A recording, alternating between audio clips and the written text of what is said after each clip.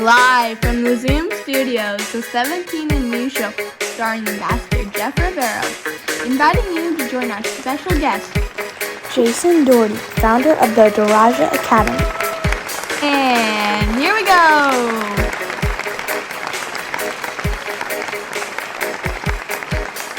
Welcome to the 17 and Me Show, the United Nations 17 Sustainable Development Goals Show. I have a special guest on our show tonight, Jason Doherty. He's the founder and director of the Daraja Academy. The Academy is a secondary school to educate Kenyan girls who cannot otherwise afford the costs associated with public secondary schools. The first class enrolled in 2009. The Academy has about 280 alumni, and the school has around 150 students right now. So without further ado, here's my friend, Jason Doherty. How are you doing tonight, Jason? I am awesome, and I feel honored to be on your show. Thank you for asking me. I'm glad you could be here. Can you tell our audience a little bit about your background? What was the infrastructure that led to your success? What did you do before starting the Daraja Academy? So, Jeff, officially, I was a social studies teacher, high school social studies teacher, and I was a head football coach.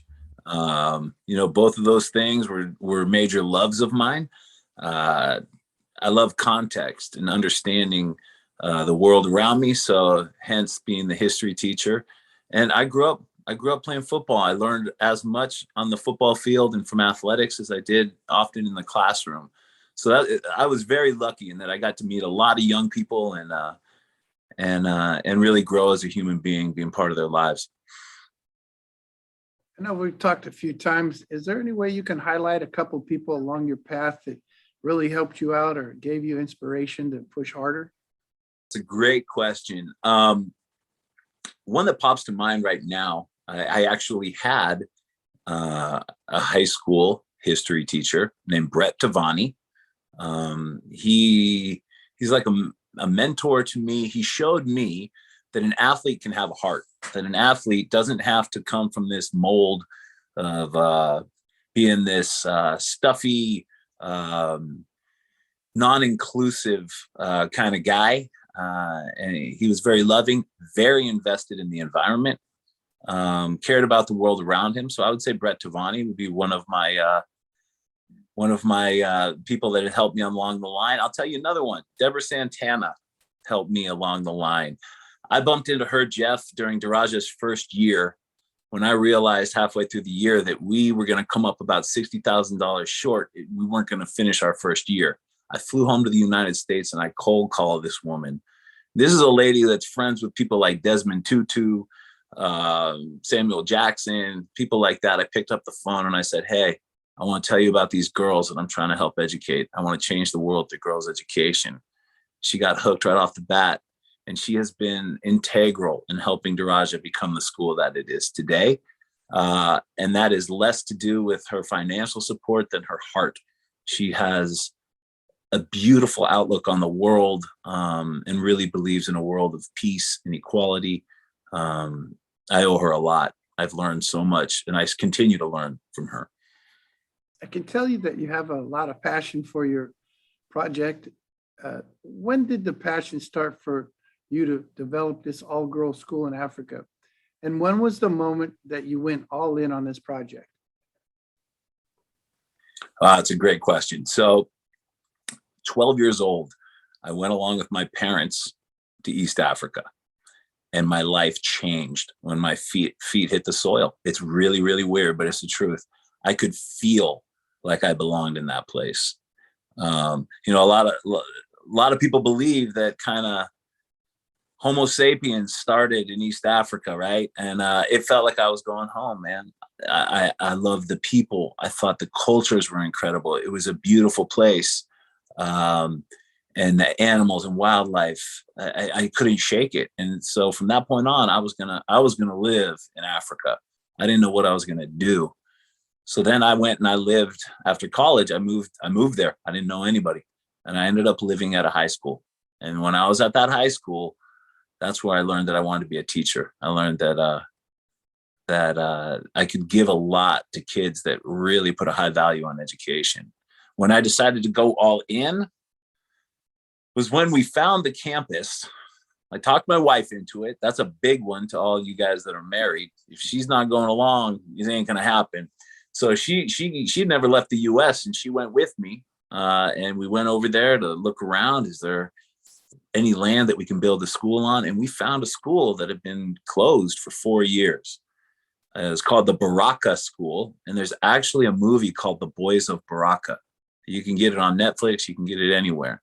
And what they did was they took 7th and 8th grade boys from inner city Baltimore, and they brought them over there sort of for like an outward bound. These were struggling young boys. It closed after 9/11.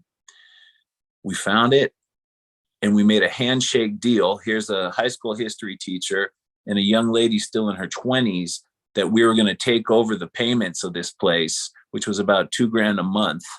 And we weren't even going to be able to fill it for a year because we were still finishing our jobs here. And when we were on that plane, we went, we are all in. This is the real deal now. And it was all go from then, Jeff. It sounds like an exciting journey. I love listening to a lot of the details that are going on there. One question that I always ask my guest is, which one of the 17 SDGs is your favorite?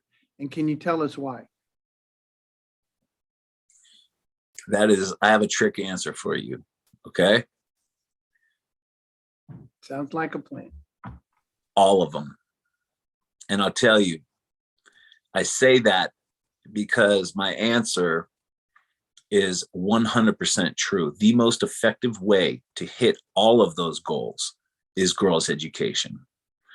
You can go out there and do your own research, but girls' education hits financial. It hits childbirth. It hits the environment. You educate girls and things change in a region. And the reason is us dudes, we're doing good if we are giving back 30 to 40% of the money that we earn every month. Women, they did a survey, are giving back 80 to 90%.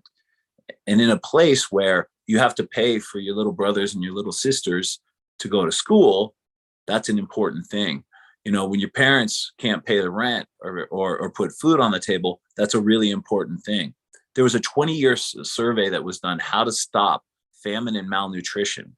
You know what they found? It wasn't better pesticides. It wasn't better fertilizers, give people tractors, teach them how to farm, educate girls, and famine and malnutrition fell. Okay. When you educate girls, things change in a region. They have children later. They're healthier when they have kids. They're vaccinated. Educated girls get better jobs. Money gets pushed back into the economy. It's kind of the cure-all for all 17 of those goals. It should be goal number 1A, educate girls, and you'll hit all the rest of these. Jason, it sounds like you cover so many of the SDGs. Can you tell us a little bit about a few of the early numbers? Like, what about poverty in the area? What about trying to get people higher quality jobs, teaching them how to be able to succeed, like career technical education? Can you tell us a little bit about the region that you're in and how you're helping these girls to attain their goals or their passions that they want to fulfill? So Africa, as we're all well aware, was a former colony, made up of former colonies, right? And Kenya itself was a British colony, gained independence in the 60s. So it's a fairly young nation, right? Trying to figure out the stuff that the US was figuring out, a couple hundred years ago. So there's development going on. Where Daraja literally is, we are on the equator. You can find us if you look at a map and you see that stripe that goes around the world, we're on it. Our town, that equator goes right through our town. Okay. Equatorial Africa. We're at 6,000 feet. It's dry. Most of the people around the school were not in the local town. They're herders or they're farmers for the most part, or they're doing small business. Our girls come from all over Kenya. That's our strength, is our diversity. When we took over the Baraka school, it was shortly after Kenya had some pretty severe post-election violence, and that broke out along tribal lines. And so when we started, we decided, why don't we try to make a little Kenya? Why don't we bring girls from all these different communities together, Christian girls, Muslim girls, and let's show that these are just labels, that we're really people on the inside. Okay. So we are pulling girls from the coast whose dads are fishermen, and we're pulling girls from the city whose dads are just scratching by to make a living, and we're pulling girls whose dads are herding cows, and we're putting them in a school where they can learn what their talents are, and they can rise those talents themselves. Now, Daraja, I could talk for 20 minutes about all the things that we're doing to hopefully allow them to succeed when they leave. But I can tell you this, we just did an alumni survey. 93% of the girls who are not going to go to the 9th grade are moving on to college or university. Okay. They are finding jobs. This is a pre-pandemic number, 3 months after getting out of college or university, because of the tools that we teach them during our transition program. And that's after our girls take their national examination, they stay with us for about 5 months, and they get an internship. They get some real life experience. They learn how to make introductions to companies rather than waiting for the companies to say, hey, we're looking for jobs. Our girls are proactive. And frankly, they're some pretty tough cookies. They're changing the world, man. So when it comes to their careers, what is maybe some of the average jobs that, multiple girls pick? And then what is a job that kind of caught you off guard or was a surprise to you? We have a lot of teachers. We have a lot of nurses. We have a lot of girls that are going into business on their own through microfinance. A lot of girls in the tourist industry. Kenya's a lot of people go over there for safaris. We have a professor, which is shocking because she's only 30 years old. We have a young lady who was an international relations major that while she was in university, she got an internship with the Ministry of Foreign Affairs, and she wrote a speech that the president read verbatim on the Somali crisis, refugee crisis. She leveraged all these things into getting a job with the Ministry of the Interior, I believe, and she does she goes way out into the interior and does these programs hooking families up for times that tribal violence springs off, or maybe there's drought or there's food shortages so that they can get food. And she sits on a panel of the United Nations on reproductive health for her county. So that caught me off guard, but she's not that unique. We have a girl that she trains people how to be sort of, activist is the wrong word, but she flies around Africa, man. And she's going to places like Tanzania, Uganda, Zambia, teaching youth down there how to be active in their communities. And that girl that flies on those planes now, she had to borrow $3 to get to her Daraja interview. We lent her the money to get to her interview. It's groundbreaking, man. So can you tell us the process that you go through to pick your girls that are going to attend your school, and maybe some of the hardships that these girls are experiencing? Well, the hardships, there are 19 million Kenyans that are making less than $2 a day. They live on $2 a day or less a year. Our girls come from that demographic. Okay. Those are their families. All right. So they're living month to month, sometimes day to day on the job that they can get. Maybe mom goes out and she digs on someone's farm, right? Because not everyone has tractors, right? Some of these smaller farms, they need people to do the manual labor. They'll do things like other people's laundry, issues like that. And they face hunger, right? I mean, that's the biggest one that I hear from our girls. What's the most difficult thing you've had to go through? Going to bed hungry, waking up hungry, going to school. By the time they've made it to the 8th grade and they're getting about a B average, man, they've already succeeded. They've passed through hurdles that I never had to pass through as a kid. I met a girl who family had nothing. She made her own pencils, Jeff, so that she could be in school. And the way she did it was lollipops in Kenya don't have like those paper wrappers on them. They're thin little pieces of plastic. Her friends would give them pencils. I didn't know you could do this, but she showed me. I've seen it. She would pull out some of the lead with her teeth and stick it in these lollipop handles so that she could go to school. And right now, she's thriving at Daraja. Now, the way we find those girls, unfortunately, when you give scholarships to a really good high school, you get a line. So we can only take 30 girls a year. That's why we have to grow. And we get about, this last year, we got 400 applications. So first we have to sift through there to find how they scored on their national exams. Not that I think that that determines their intelligence, because if you were in a difficult situation taking care of your little brothers and sisters, you couldn't study, right? But we can't interview them all in 3 weeks. So we use that as our baseline. And then we invite them all together. We drive around the country and we have locations that they come to, and we hold interviews. We ask girls the same 4 questions for the last 13 years. We've asked them the same question. Why is education important to a Kenyan girl, and why? I mean, why?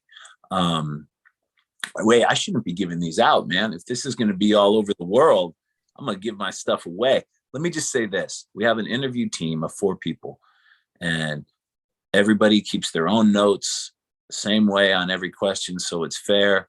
And then at the end, we compile them, and we have to create our top 50 list, okay? And man, on that day when we're deciding on those 30 girls, there's some arguments that break out. Like, I quit if this girl's not going to make it. Because getting a chance to go to high school or not changes everything in your family. It changes the family on a generational level. It's that impactful. It's tough, and it's important. So hearing the stories that these girls have to overcome their hardship kind of blows my next question for you, but I'm going to ask it anyway. For yourself, there were a lot of roadblocks, I'm sure, in your life along your path. What did you do to overcome them? Is there any advice that you could give our audience, or best practices that you use to overcome roadblocks or barriers? You know, I talk to people, and I think sometimes that they're shocked. So I was an athlete, right? When I was 19, I got recruited to go play football down at University of San Diego. When I was 19, I got into a really bad car wreck. Like, the engine block stopped in my lap kind of car wreck. Hospital for 6 months. Took me 2 years to get back. In 2013, while living in Kenya, my wife and I lost our firstborn child when he was 28 days old. And that was a crushing blow. A couple of years later, this leg had been giving me problems. I went in to get a knee replacement. My mother died while I was getting the surgeries. And then my brother got a brain tumor. And I guess I'm telling you this not to do a poor me thing, but to say that human beings are incredibly resilient, and we can feel drastic pain. And there's healthy ways to deal with that pain, and there's unhealthy ways to deal with that pain. I dealt with it in an unhealthy way when it was happening. I turned to alcohol, man, because I was full of grief. I was hurting, and I didn't want to feel the pain, and I needed to keep pushing forward with this work and keep these girls in school. And I lost myself. And so I learned that I can't control everything, man. I learned that there's going to be tough things that happen. And my success as a human being is directly there's things in my control, and there's things that are not in my control. And when I learn how to deal with that, and how to let those things that are outside of my control just happen, and then deal with them, then I'm going to be okay. And I'm going to keep marching on. I'm going to hurt sometimes, and I'm going to cry sometimes, but there's going to be a tomorrow. And I try to teach our girls that they've come from some serious stuff, some abject poverty, and they're some of the strongest women that I'll ever meet. They're all better than I will ever be. And it's an honor to be playing the role that I play. So I'd like to have you share, which I think is a very uplifting story. When you were a teacher, and I believe you won Teacher of the Year award, and had the drop your mic experience where you won the award and then you took off to start your school. So do you mind telling our audience a little bit about that? So I was teaching in Marin County, which is the county that I grew up in California. And I felt like I needed to connect with my a population of students that maybe had a few more needs. And so I commuted up to Vallejo, California, and I taught up in Vallejo. And Vallejo, California is a city that declared bankruptcy, a decade ago. They've struggled. And so I loved it, man. I connected with those kids, and I was the head football coach. And I could have happily done that until the day I died. But there was something in me, man. Kenya was calling me. And there was some higher purpose that I was supposed to be going on to. And so even though it was hard for me, I received the honor of being named Teacher of the Year in Solano County. And every teacher deserves that honor. Most teachers deserve that honor, as you know. And yeah, I was able to speak at the graduation, and then I got on a plane about a week later and I left. And some people like, teachers, you're an idiot. You could be a principal in a little while. And I just knew that there was something else out there that had its rope around me, and I had to go follow that. There was a dream out there that I needed to go after. And so I did. And I'm still in contact with so many of those kids. One of them, Chuma Kenzie. And I love those kids. I got to speak for the Smithsonian in Washington, D.C., and talk about Daraja at there's an African art exhibit, and we got to talk about it. And I was walking down Pennsylvania Avenue, and I heard, Mr. Doherty, Mr. Doherty. And I turned around, and it was one of my students from Vallejo. She's a first-generation American. Her mom came into the country illegally, and she was one of the accountants that worked in the White House. She's an accountant in the White House. And she came running up to me, and she gave me a big hug, and she said, I was talking last week about that class that you taught about how World War I began and all the treaties. And I thought, heck yeah, that's why we become teachers. It's about these relationships with these kids. And I'm a very lucky man.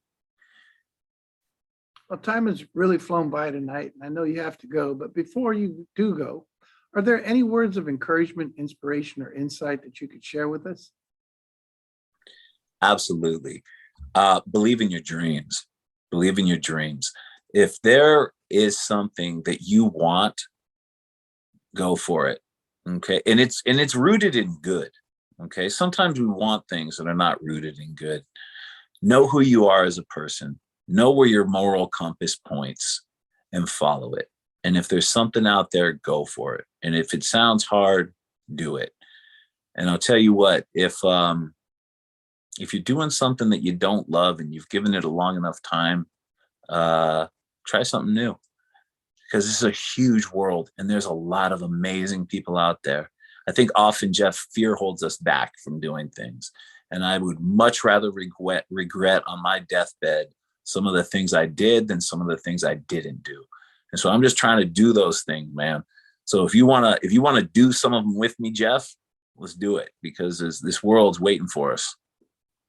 And one of my greatest opportunities in life would be to help you out. I really love what you're doing with the girls. I'm a big advocate for equality, especially quality education. You're doing so many things that the United Nations and their 17 Sustainable Development Goals are trying to ask people to do around the world. And you're doing such a wonderful job there in Kenya. So thank you very much. Where would people go to find out more about the Daraja Academy, and how could they help your program? It is so easy. You go to www.daraja.org,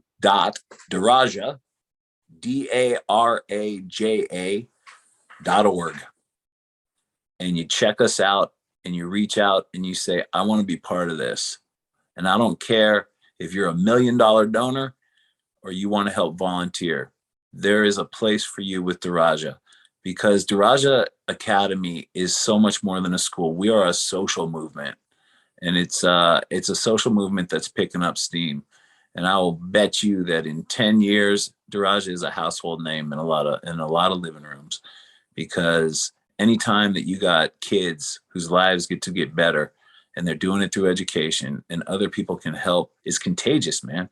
When you start helping other people, it's contagious. I know you, I know who you are and what you're doing, Jeff. It gets in your blood. And when you teach young people to do that same thing, it's that gift that keeps on giving. It's a trick. We make them do community service. It's how we tell the girls, you pay for your education. They start doing it and they love it. And it changes the way they view themselves in their community. It changes the way the community views them. And so the more of us that can do that, the better this world is going to be. Well, I'll let the cat out of the bag a little bit here. My junior ambassadors club here on campus at Yosemite High School in Merced actually saw a couple of the videos on YouTube of your girls, especially the birthday where they splash girls each other with water. And they were so enthused about trying to help out that they came up with a Green Net School project to where they're going to try to take what the California Department of Education and also the U.S. Department of Education have, green ribbon schools. And there's a process and pillars that they ask schools to do self-assessments. So our kids here, our junior ambassadors, are putting together a help package, and also how can we use the template from both the California and U.S. Green Ribbon Schools Award to try to help your school out to become as green as possible. Because that's, again, what one of the major things the UN is trying to do through their 17 SDGs is to make a greener world. Lessen your footprint is one of the ideas and philosophies they have behind it. So our kids are so energetic, and they're just so happy and inspired to help your students out. And I really appreciate you working with us to try to make that possible. That is incredible. And will you tell your students thank you for me? And if they see this, I'm going to tell you right now, thank you very, very much for believing in these young women. Any of you guys want to come visit Kenya, I'll get you at the airport. All right. And Jeff, we are all about being green. We plant trees, we grow organically, compost, whatever you want to tell me about, we do it. So let's do some of these initiatives together. And students, thank you from the bottom of my heart, and from all the girls at Daraja. Thank you very much. I'm sure when they see this, they'll say, you're welcome. Also, I just wanted to say real quick, like that in California, we have George Garcia, who runs the Green Ribbon Schools. He's a lead person here in California, and Andrea Faulkner, who's in Washington, D.C., who runs that. And I've told them both about the great things you're doing. They're looking forward to seeing exactly how all this turns out. And I'm sure they're just as excited as most people watching tonight is to watch what's going on and try to help out any way they can. So Jason, thank you very much for being on the show. I really appreciate it. Good luck, and I hope to work with you as much as possible in the future. Me too, Jeff. To the future, buddy. Onward and upward. If you'd like to teach the UN 17 Sustainable Goals in your classroom, or just learn more about it, go to teachsdgs.org. Thank you for watching the 17 and Me Show. Hope to see you on our next episode. Take care.